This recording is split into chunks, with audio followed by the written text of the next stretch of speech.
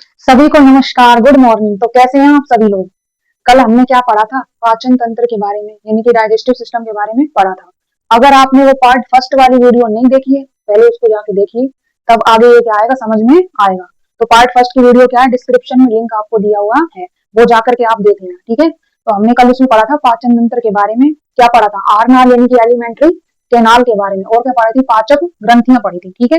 ये दो चीजें पढ़ी थी, इनका छोटा छोटा क्या देखा था, इंट्रोडक्शन देखा था, भाई क्या क्या अंग शामिल उसके अंदर होते हैं, किसमें, आरनाल में। और पाचक ग्रंथियां कौन कौन सी तरह की होती है, वो पार्ट फर्स्ट में आपको दी गई है वीडियो के अंदर। तो अब अपन क्या पढ़ेंगे, इससे अगला टॉपिक है जो क्या पढ़ेंगे अपन, आहार नाल। इसके बारे में क्या करेंगे, विस्तृत चर्चा करेंगे। आहार नाल या एलिमेंट्री कैनाल, जैसे मैंने आपको पूर्व वीडियो में पहले बता चुकी हूँ कि आहार नाल जो है क्या होती है, नलिका जैसी संरचना होती है। तो इसमें क्या होते हैं, अलग अलग तरह के अंग शामिल किए जाते हैं आहार नाल में, यानी कि एलिमेंट्री कैनाल के अंदर। अब इसमें जो अपन ने क्या बोला था भाई, पहला होता है वो क्या होता है, मुख होता है, ठीक है। तो मुख क्या है, दो ओष्ठों या होठों से घिरी हुई जो संरचना है वो क्या कहलाती है, मुख कहलाती है, ठीक है। दो ओष्ठों से या फिर होठों से घिरी हुई संरचना क्या कहलाएगी, मुख कहलाएगी, ठीक है। यहाँ पे आगे देखो, जैसे कि यहाँ पर इसमें लिखा हुआ है, अगला क्या दे रखा है, मुख गुहा के बारे में। मुख गुहा यानी कि इसको क्या कहते हैं, बक्कल कैविटी बोला जाता है। तो मुख गुहा क्या होती है, मुख गुहा क्या होगी, आगे जो मुख होता है वो किसमें जाकर के खुलता है, एक गुहा जैसी संरचना में खुलता है, तो उसे क्या कहेंगे अपन, मुख गुहा बोलेंगे। अब मुख गुहा जो है गुहा जैसी संरचना है, इसके अंदर क्या होता है, अलग अलग तरह के अंग शामिल किए जाते हैं, जैसे कि क्या होता है, तालु, दांत और जीवा, यानी कि तालु दांत यानी कि दांत, और जीवा यानी कि जीभ, इसको क्या किया जाता है, मुख गुहा के अंदर शामिल किया जाता है। तो देख लेते हैं अपन क्या क्या काम करते हैं। जैसे इसमें लिखा है, मुख गुहा आगे जाकर के एक गुहा रूपी संरचना में घूमती है। मुख गुहा में विभिन्न अंग जैसे कि तालु, दांत और जीवा पाए जाते हैं। अब इसमें जो जीभ होती है स्वाद ग्रहण करने का कार्य करती है। वे क्या करती है, जीभ के द्वारा भोजन के पाचन के लिए लार मिलाई जाती है। किसके द्वारा मिलाई जाती है, जीभ के द्वारा मिलाई जाती है, यानी कि जीभा के द्वारा भोजन के पाचन में क्या मिलाई जाएगी, लार मिलाई जाएगी। और अब देखो, लार में कौन सा एंजाइम होता है, टाइलिन एंजाइम पाया जाता है। और लार के द्वारा भोजन को क्या बनाया जाता है, नम और लसलसा बना करके रखा जाता है। तो ये किसके बारे में बात हो गई, मुख गुहा यानी कि बक्कल कैविटी के बारे में बात हो गई। इसके अलावा जो दांत होते हैं वो क्या करते होंगे, दांत क्या करते हैं, भोजन को क्या करते हैं, काटने का, कुतरने का, चीरने फाड़ने का क्या करते हैं, काम करते हैं। चीरने फाड़ने का काम, काटने कुतरने का काम कौन करता है, यहाँ पे दंत या दांत करते हैं, ठीक है। तो यहाँ पे हो गया मुख, और क्या होगा, मुख गुहा हो गया। इसमें अपन क्या करेंगे, चित्र भी बना करके इसमें बताएंगे। तो चित्र के जरिए एक एक अंग को अपन क्या करेंगे, देखेंगे। पहले तो इसकी परिभाषा वगैरह अपन देख लेते हैं, फिर चित्र से ये समझाएंगे कि इसमें क्या होता है, मुख, मुख गुहा कौन सी चीज कहाँ पर है। चित्र के द्वारा अपन क्या करेंगे, इसको आसानी से सरल भाषा में समझेंगे। पहले इसको क्या करो, आप इसको स्क्रीनशॉट ले सकते हो। हाँ, तो आप सभी ने उसका स्क्रीनशॉट ले लिया होगा। आप किसके बारे में अपन बात कर रहे हैं, थोड़ा सा क्या करते हैं, बक्कल कैविटी क्या देखा था, मुख गुहा देखी थी, तो उसमें क्या देखते हैं अपन, दंत या दांत के बारे में देख रहे हैं, है ना। क्योंकि अपन ने बोला था मुख गुहा में तीन अंग होते हैं, तालु, दंत और जीवा। तो दांत क्या करते हैं, भोजन को चीरने फाड़ने का, काटने कुतरने का, और किसका काम करेंगे, चबाने का कार्य करते हैं, ठीक है। तो ये जो दांत होते हैं इसके बारे में देख लेते हैं कि मनुष्य के जो दांत होते हैं कितने प्रकार के होते हैं, चार प्रकार के हो सकते हैं, इंसाइजर, केनाइन, प्री मोलर और मोलर, यानी कृंतक, रत्नक, अग्र चवर्णक और चवर्णक। ये कितने तरह के होंगे, दांत चार प्रकार के होते हैं। किसमें, मनुष्य में दांत चार प्रकार के होते हैं। चलो देखते हैं इनको कैसे लिखेंगे। इनको, दांतों के द्वारा भोजन को काटने और कुतरने का और चीरने फाड़ने का कार्य किया जाता है। मनुष्य के दांत निम्न चार प्रकार के होते हैं, इंसाइजर यानी कि कृंतक, केनाइन रत्नक, अग्र चवर्णक यानी कि प्री मोलर, और चवर्णक यानी कि मोलर टीथ, ठीक है। तो ये कितने प्रकार के हो गए, टोटल चार प्रकार के हो गए हैं।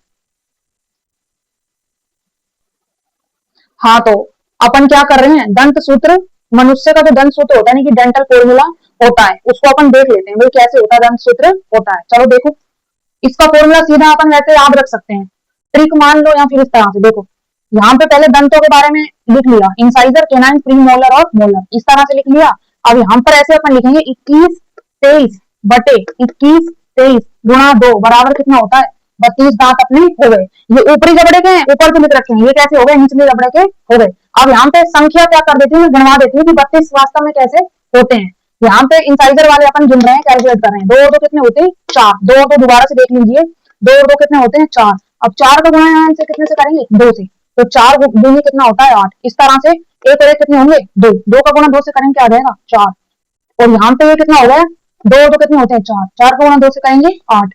और यहाँ पे तीन और तीन 6, 6 का गुणा दो से करेंगे कितने आ जाएंगे, 12। अब इनको कैलकुलेट कर लो, 8 और 8 16, 16 और 4 20, और 12 कितने हो गए, टोटल 32 दांत हो जाते हैं। तो इस तरह से अपन दांतों की संख्या ये सूत्र से भी अपन याद रख सकते हैं भाई, इंसाइजर कितने होते हैं 8, कैनाइन 4, प्रीमोलर 8, मोलर कितने होते हैं 12। इस तरह से अपन इनको याद रख सकते हैं। पर ये याद रखना है सूत्र ट्रिक से याद रखेंगे, 21 23 बटे 21 23 गुणा 2 बराबर कितना होता है 32 होता है। ये क्या हो गया, मनुष्य का डेंटल कोमा दंत सूत्र हो गया। आगे अपन जाते हैं 11th 12th तक। 12th क्लास में क्या है, दंत सूत्र। ये तो मनुष्य का है, लेकिन इसके अलावा और जीवों के भी दिए हुए होते हैं, पर अभी अपन को इतना इसमें याद रखना है। दंत सूत्र आपने लिख लो एक बार।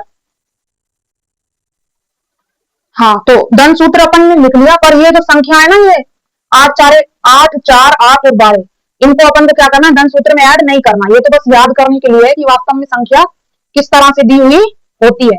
ठीक है, आपको जब दंत सूत्र लिखने को बोला जाएगा तो केवल यही लिखेंगे। ठीक है, संख्या वगैरह इसको नोट नहीं करेंगे। अब दंत सूत्र इसमें क्या हो गया, अपना हो गया। दंत सूत्र के बारे में क्या कर लिया अपन ने, देख लिया है। अब उसके बाद में जो अगला अंग है, मुख हो गया, मुख गुहा हो गया। उसके बाद में तीसरे नंबर का जो अंग है वो कौन सा आ जाएगा, अपना ग्रसिका आ जाएगा। ग्रसिका वाला पार्ट आ जाएगा। तो ग्रसिका जो होती है वो क्या होगी, एक नली की जैसी क्या होती है, पाइप जैसी स्ट्रक्चर या संरचना होती है। अब इसके द्वारा क्या होता है, भोजन को केवल निगलने का काम करती है। कौन, ग्रसिका। ये क्या करेगी, भोजन को मुख गुहा से कहा लाएगी, अमाशय में।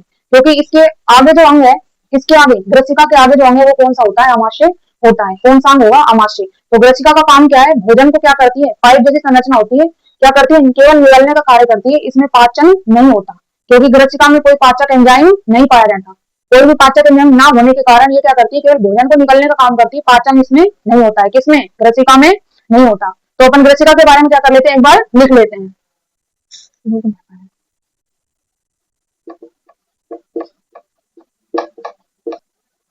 हाँ, तो अपन ने किसके बारे में देखा था, ग्रसिका के बारे में जो समझा था ना, उसको देख लेते हैं कि क्या लिखा हुआ है।